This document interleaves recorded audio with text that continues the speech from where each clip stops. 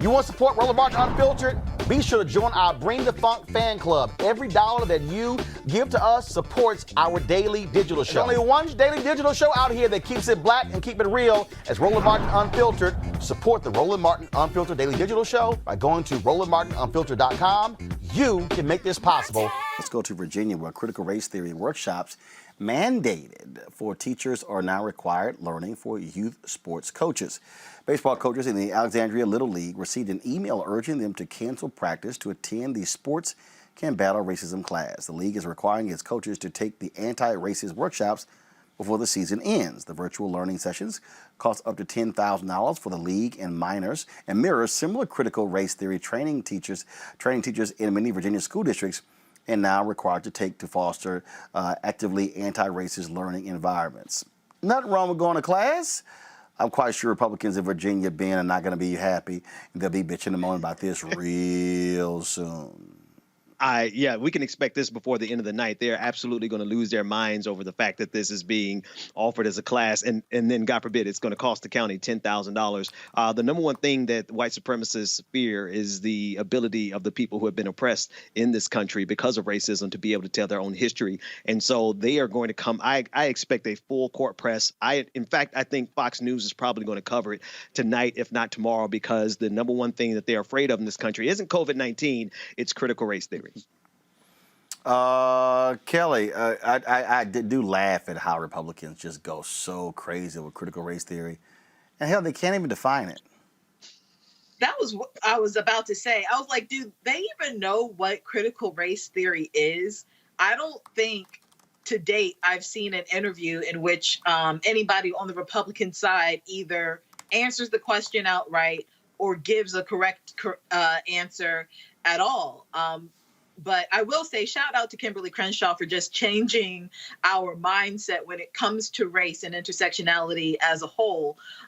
She is the one who coined the term and created the notion of intersectionality. And she is also the mastermind behind critical race theory, what it means and what it does.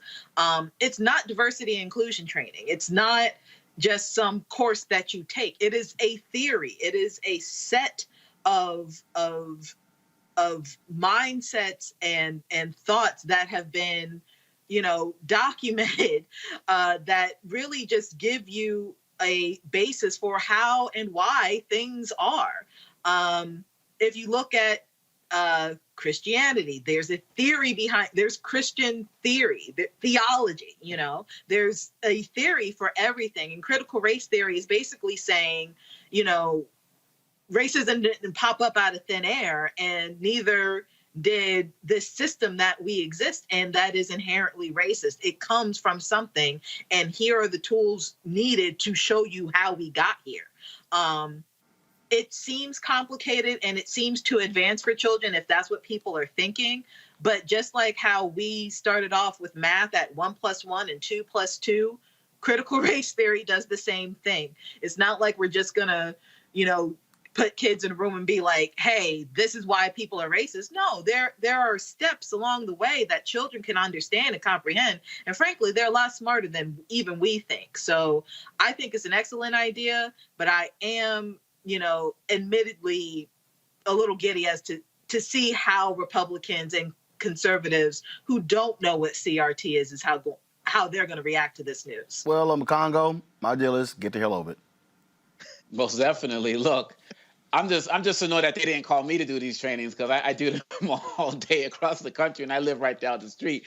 But more to the point, I literally spend my days working in K-12 institutions in public, private, and charter schools. And one of the things that is factual is that kids can learn to discriminate as young as 3 years old. Some say even earlier. They are learning this. And I can tell you about situations I'm dealing with right now in some of the schools I'm working with, where we have these elementary school students who are engaged in racist behavior, who are talking about making jokes about George Floyd or hands up, get up against the wall. I'm literally seeing this happening with kids ages 5, 6, 7, and older. It is actually happening. I just got off a call doing a training with about 200 principals from across the country. So this is real. And if we don't do the work to reach our kids now and the people who are around these children, such as the adults who are part of this program, we can guarantee that some of those adults who may have some issues relating to their own ideas of race are going to be passing them down. I remember a story where during their election, the last election,